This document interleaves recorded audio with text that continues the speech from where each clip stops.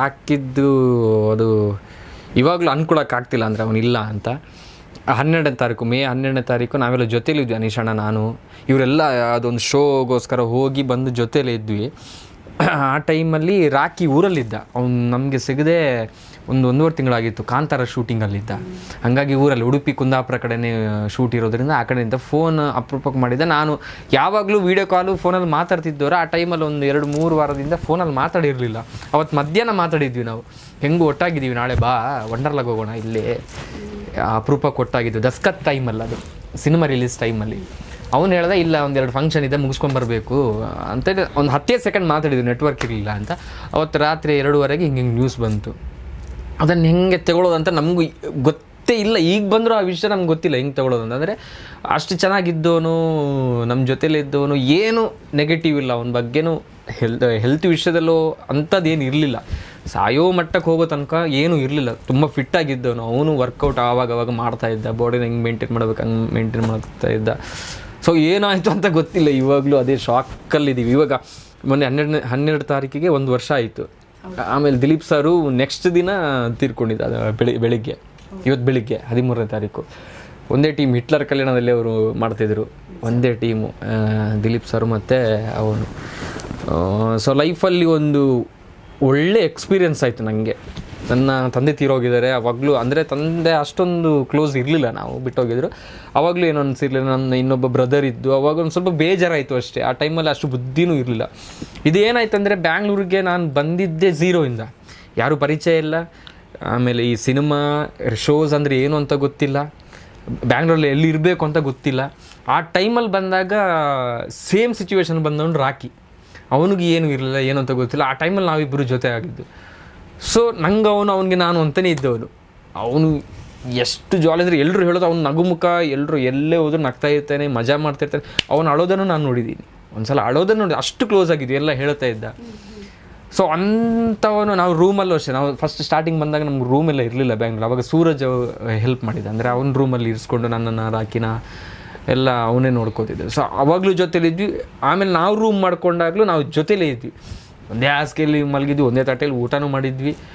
ಅವನು ಆ ಕಡೆ ನಾನ್ ವೆಜ್ ಮಾಡಿದಾಗ ನನಗೆ ಸಪ್ರೇಟ್ ವೆಜ್ ಮಾಡಿ ಇಟ್ಟಿದ್ದವನು ಅವನು. ಪ್ರವೀಣ ತಿನ್ನಲ್ಲ ಅಂತ ಸಪ್ರೇಟ್ ಫಸ್ಟ್ ವೆಜ್ ಮಾಡಿ, ಆಮೇಲೆ ಪಾತ್ರೆ ಎಲ್ಲ ತೊಳೆದು, ಅದಾದಮೇಲೆ ನಾನ್ ವೆಜ್ ಮಾಡ್ಕೊಂಡು. ಅವ್ನು ನಾನ್ ವೆಜ್ ಅಂದರೆ ಇಷ್ಟ, ಮೀನೆಲ್ಲ ಸರಿಯಾಗಿ ತಿಂತಿದ್ದ. ನನಗೆ ಮೀನು ಸ್ಮೆಲ್ ಆಗೋಲ್ಲ, ಚಿಕನ್ ಆಗೋಲ್ಲ ಅಂತ ಅವ್ನು ಸಪ್ರೇಟಾಗಿ ಇಟ್ಕೊಂಡು ಆ ರೀತಿಯೆಲ್ಲ ಇದ್ದವ್ರು ನಾವು ಅಣ್ಣ ತಮ್ಮ. ಅವ್ನು ಬೆಳಗ್ಗೆ ಎಪ್ಸೋದು ಅಷ್ಟೇ. ಸ್ವಲ್ಪ ಶೂಟಿಂಗ್ ಎಲ್ಲ ಮುಗಿಸ್ಕೊಂಬಂದು ಲೇಟ್ ಆಗಿದ್ರೆ, ಅವ್ನು ಬೇಗ ಇದ್ದರೆ ಅವ್ನು ಎಪ್ಸೋದು ನೋಡಿದ್ರೆ ಅವನೊಂಥರ ಎಲ್ಲ ಇದು ಶರ್ಟೆಲ್ಲ ಬಿಚ್ಚಿ ನನ್ನ ಮೈ ಮೇಲೆ ಬಂದು ಉಪದ್ರ ಕೊಟ್ಟು ಎಪ್ಸೋದು. ಆ ರೀತಿ ಇದ್ದವ್ರು ಅಣ್ಣ ತಮ್ಮಂತರ. ಆ ಥರ ಅವನು ಹೋದಾದ್ಮೇಲೆ ಒಂದು 10-15 ದಿನ ಒಂಥರ ಈ ಡಿಪ್ರೆಷನ್ ಅಂದರೆ ಏನಂತ ಗೊತ್ತಾಗಿದ್ದು ಅವಾಗ. ಏನು ಮಾಡ್ಬೇಕಂತ ಗೊತ್ತಿಲ್ಲ. ನಮ್ಮ ಮಂಗಳೂರಲ್ಲಿ ಒಂದು ರೂಮ್ ಇದೆ, ನಾವಲ್ಲೊಂದು 10 ಜನ ಫ್ರೆಂಡ್ಸ್ ಇದ್ದೀವಿ. ಒಂದೊಂದು ಕಡೆ ಕೂತು ಹತ್ತಿದ್ದೀವಿ ನಾವು, ಒಂದೊಂದು ಕಡೆ ಕೂತು ಅಳೋದೆ, ಬೆಳಗ್ಗಿಂದ ಸಂಜೆವರೆಗೆ ಅಳೋದು. ಯಾಕೆ ಹಿಂಗಾಯ್ತು, ಏನಾಯ್ತು, ಯಾಕೆ ಹಿಂಗಾಯ್ತು. ಅಷ್ಟು ಹಚ್ಕೊಂಡಿರೋರು ದೂರ ಆದಾಗ ಹಿಂಗಾಗುತ್ತೆ ಅಂತ ಅವತ್ತು ಫಸ್ಟ್ ಟೈಮ್ ಗೊತ್ತಾಗಿದೆ. ಅದಾದಮೇಲೆ 10 ದಿನ ಆದಮೇಲೆ ನಾವು ಡಿಸೈಡ್ ಆಗಿದ್ವಿ, ಹಿಂಗೆ ಕೂತ್ರೆ ಸತ್ತೇ ಹೋಗ್ತೀವಿ ನಾವು, ಎಲ್ಲಾದರೂ ಹೋಗೋಣ ಅಂತ. ಆಮೇಲೆ ಚಿಕ್ಕಮಂಗ್ಳೂರಿಗೆ ಆ ಕಡೆ ಎಲ್ಲ ಟ್ರಿಪ್ ಹಾಕಿದ್ದು ನಾವು, ಯಾರಿಗೂ ಹೇಳ್ದಂಗೆ. ಇಂಥ ಟೈಮಲ್ಲಿ ಟ್ರಿಪ್ ಹಾಕಿದ್ರು ಹಂಗೆ ಹಿಂಗೆ ಅಂತ ಹೇಳಿದ್ರೆ ಸರಿಯಾಗಲ್ಲ ಅಂತೇಳಿ ಯಾರಿಗೂ ಹೇಳಿದ್ರೆ ಸೀದಾ ಹೋಗಿತ್ತು, ಸುಮ್ಮನೆ ತಿರ್ಗಾಡ್ಕೊಂಬರೋಣ ಅಂತ. ಸೊ 1 ವರ್ಷ ಆಯಿತು ಒಳ್ಳೆ ಟೈಮಕ್ಕೆ. 1 ವರ್ಷಕ್ಕೆ ಅವನು ನೆನಪು ಮಾಡ್ಕೊಂಡಾಗೆ. ಎಲ್ಲರೂ ಹೇಳ್ತಾರೆ ತೀರ್ಕೊಂಡಂದು, ಅವನು ಇದಾನೆ ಅನಿಸುತ್ತೆ ಅಂತ. ನನಗೂ ಅನಿಸಿದ್ದು, ತುಂಬ ಸಲ ಅನಿಸಿದೆ. ಒಂದು ಸಲನೂ ಇಲ್ಲ ಅವನು ಬಿಟ್ಟೋಗಿದ್ದಾನೆ ಹಂಗೆ ಅಂತ. ನಾನು ಕೆಲವೊಮ್ಮೆ ಸ್ಟೋರಿ ಹಾಕಿದಾಗಲೂ ಕೆಲವ್ರು ಬೈತಾ ಇರ್ತಾರೆ, ಯಾಕೆ ಪದೇ ನೆನ್ಪು ಮಾಡ್ಕೋತೀಯಾ. ನೆನ್ಪು ಮಾಡ್ಕೊಡೋದಲ್ಲ, ಏನಾದರೂ ಒಂದು ಒಳ್ಳೆ ವಿಷಯ ಆದಾಗ ಅವ್ನು ಇರ್ಬೇಕಿತ್ತಲ್ವ, ಇರ್ತಿದ್ದಲ್ಲ, ಹಿಂಗೆ ಇರ್ತಿದ್ದಲ್ಲ ಅಂತ ನೆನಪಾಗಿ ಹಾಕೋದು. ತಂಗಿ ಮದುವೆ ಟೈಮಲ್ಲಿ ಅದೊಂದು ಕ್ಲಾರಿಫಿಕೇಶನ್. ಅಂದರೆ ಎಲ್ಲ ಸೋಷಿಯಲ್ ಮೀಡಿಯಾದಲ್ಲಿ ಫ್ರೆಂಡ್ಸ್ ಎಲ್ಲ ಸೇರಿಕೊಂಡು ಮಾಡಿದ್ರು ಅಂತೆಲ್ಲ ಬಂದಿತ್ತು. ಫ್ರೆಂಡ್ಸ್ ಎಲ್ಲ ಸೇರ್ಕೊಂಡು ಮಾಡಿಲ್ಲ, ಫ್ಯಾಮಿಲಿಯವರೇ ಮಾಡಿದ್ದು. ನಾವು ಹೋಗಿದ್ದಷ್ಟೇ ಆ್ಯಸ್ ಎ ಬ್ರದರ್ ಆಗಿ ಹೋಗಿ ಅಲ್ಲಿ ನಿಂತ್ಕೊಂಡು. ಯಾಕಂದರೆ ತುಂಬ ಜನ ನಾನು ಹೇಳಿದ್ರೆ ನೆನಪಿಲ್ಲ ನನಗೆ, ನಾನು ಹೇಳಿದ್ರೆ ನಾವೇ ನಿಂತ್ಕೊಂಡು ಮಾಡ್ತೀವಿ ಅಂತ ಹೇಳಿದ್ದೀವೋ, ಆ ಬಿಸಿಯಲ್ಲಿ ಹೇಳಿದ್ದೀವೋ, ಆ ಬೇಜಲ್ಲಿ ಹೇಳಿದೀವೋ ನನಗೂ ನೆನಪಿಲ್ಲ. ಬಟ್ ಅದು ಅಷ್ಟೊಂದು ಈಸಿ ಅಲ್ಲ.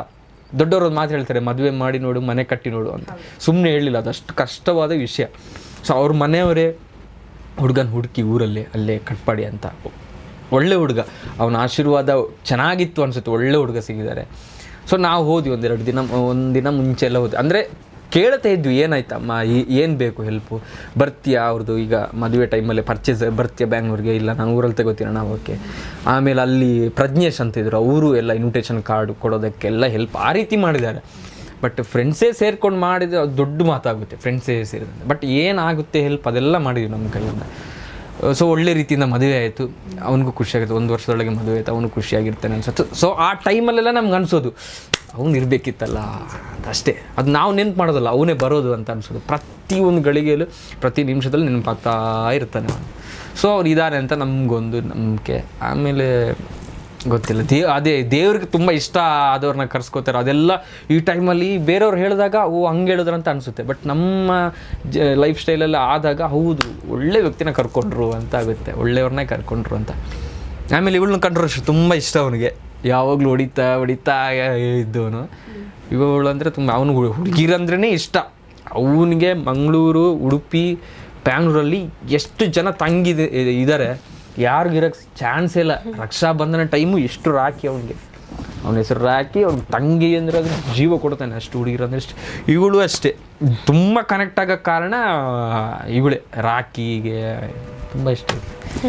ಆ ಟೈಮು 2:30 ರಾತ್ರಿಗೆ ಫೋನ್ ಬಂದಾಗ ನಾನು ಫೋನ್ ಹಿಂಗಿದ್ದು ತೆಗ್ದೆಸಿದ್ದೀನಿ, ಏನು ಹೇಳ್ತಾಯಿದ್ದೀರಾ ಅಂತ.